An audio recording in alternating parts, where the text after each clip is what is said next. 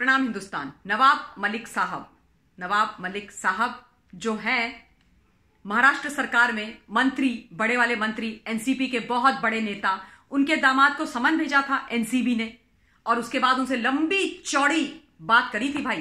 बोला था कि थोड़ी आइए, थोड़ा कॉफी वॉफी पीजिए, बातचीत कीजिए। अब बातचीत हुई और उसके बाद उनको बीती रात हिरासत में ले लिया, गिरफ्तार कर लिया, कस्टडी में ले लिया। एनसीबी ने बोला कि थोड़े दिन तो बिताइए हमारे साथ, चलिए कुछ आप कहें, कुछ हम पूछें। तो ये चल रहा है। देखिए, ये एक बहुत बड़ी गिरफ्तारी है और गिरफ्तारी बड़ी इसलिए है क्योंकि अभिनेताओं से अब जो डायरेक्शन है वो नेताओं की तरफ चला गया है। नारकोटिक्स की जो पूरी जद्दोजहद चल रही है, जो खोज खबर चल रही है, जो स्वच्छता अभियान चल रहा है, उसका अभिनेता से नेता की तरफ रुख मुड़ गया है। एनसीबी का जो हवा का जो इन्वेस्टिगेशन का रुख है वो ऐसे मुड़ के इस तरफ चला गया है। तो ये गिरफ्तार है। अब उनका मेडिकल हुआ, मेडिकल होने के बाद उनको कोर्ट में ले जाया गया और कोर्ट में उनकी जमानत खारिज हो गई, यानी कि उनको जमानत नहीं मिली और 18 तक, इस तारीख अभी इसी महीने के 18 जनवरी तक उनको कस्टडी में एनसीबी की दे दिया गया है। उनसे पूछताछ होगी और नवाब मलिक ने फाइनली अपनी चुप्पी तोड़ी अपने दामाद की इस गिरफ्तारी के बारे में और उन्होंने कहा कि मुझे कानून, न्यायपालिका पर पूरा भरोसा है, कानून से ऊपर कोई नहीं है। बिल्कुल सही बोला नवाब साहब, आपने बिल्कुल सही बोला नवाब साहब। कानून से ऊपर तो कोई है ही नहीं नवाब साहब। ये बात तो हिंदुस्तान की जनता कब से बेचारी बोली जा रही है, गले से और अपने लंग से आवाजें निकाल करके बोल रही है कि देखिए, कोई नेता किसी देश का, किसी प्रदेश का कानून, विधान, संविधान, न्यायपालिका किसी से ऊपर नहीं है, किसी से ऊपर नहीं है। और अगर कोई गलत काम करता है तो सजा उसको मिलनी चाहिए और नहीं करता तो भाई तो बिल्कुल उनको बाइज्जत बरी भी होना चाहिए।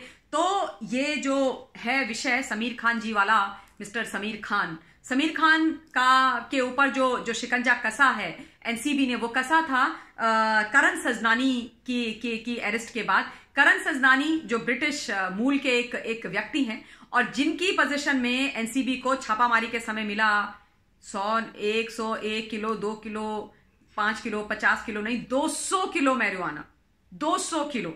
और फिर उन्होंने जाके कोर्ट में बोला था कि मैं तो इसकी हर्बल सिगरेट बनाता हूं जी, मेरा तो बस कुछ नहीं है, मैं तो जड़ी बूटी वाली, तो जड़ी बूटी है, मैं जड़ी बूटी बाबा हूं और मेरा नाम जड़ी बूटी बाबा है, मैं इसकी हर्बल सिगरेट बनाता हूं। सर, मेरे समझ में नहीं आ रहा है मुझे कि सारे के सारे दीपिका पादुकोण मोटी सिगरेट, छोटी सिगरेट, उनकी वो जो मैनेजर थी करिश्मा, वो मोटी सिगरेट, छोटी सिगरेट, अब ये करण सजनानी जिनके पास 200 किलो मैरिजुआना मिला, वो उससे जो है हर्बल सिगरेट बना रहे थे, हर्बल वाली जड़ी बूटियों वाली सिगरेट बना रहे थे और इसलिए उन्होंने ये सब रखा हुआ था। अब जब करण सजनानी पकड़े गए तो उनकी जब पूछताछ हुई, उनकी जो मनी ट्रे लगे आदि मनी ट्रांजैक्शन निकला गूगल पे का, यहां से वहां से, तो पता लगा कि ये जो समीर खान साहब हैं, जो नवाब मलिक जी के दामाद हैं, उनकी पत्नी, उनकी बेटी के पुत्री के पति हैं, उन्होंने उनसे कुछ पैसों का ट्रांजैक्शन लेन देन किया है और फिर बाकी चीजें जब ट्रेल हाथ में लगी तो उसके बाद एनसीबी ने छापेमारी करी और उनको समन भेजा और उनको सादर आमंत्रित किया और बोला आप आए और जरा थोड़ा बताएं, और उसके बाद उनको हिरासत में लिया है। तो खबर तो बड़ी है। देखिए, समीर वानखेड़े जी और उनकी टीम बड़ा बढ़िया काम कर रही है और सफाई तो भाई होनी चाहिए।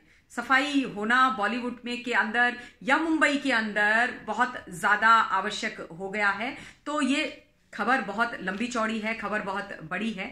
अब देखिए इसमें से क्या और निकल करके आता है। और ये बात तो साफ है कि अभी तक जो देख करके लग रहा है वो यही लग रहा है और यही समझ में आ रहा है कि एनसीबी एकदम नो नॉनसेंस मूड में है और नो नॉनसेंस एटीट्यूड वाले जो उनका काम है, आपका तरीका है, उससे काम कर रही है। यानी कि जो भी दोषी है भाई उसको पकड़ा जाएगा, जिसने भी गलत किया है, फिर वो कोई भी हो, उसको तो पकड़ा जाएगा और होना भी यही चाहिए। अगर हम चाहते हैं कि इस देश के अंदर दशा और दिशा बदले और ये जो बिल्कुल दीमक की तरह ये नशा हमारे युवाओं के अंदर घुसाया जा रहा है पैसों के लिए, इन स्वार्थी लोगों के द्वारा इनको ट्रैप किया जाता है। एंड होता है, ये जो बॉलीवुड, ये टीवी इंडस्ट्री के लोग हैं, वो छोटे मोटे लोग जिनको जो सफल नहीं हो पाते, वो इनके ट्रैप में पड़ जाते हैं, पेडलर बनते हैं, पता नहीं क्या क्या करते हैं। तो उन सबको पकड़ना बहुत ज्यादा जरूरी है ताकि ये सफाई हो, स्वच्छता हो और सुख शांति देश के अंदर हो। अगर किसी के साथ गलत हुआ है तो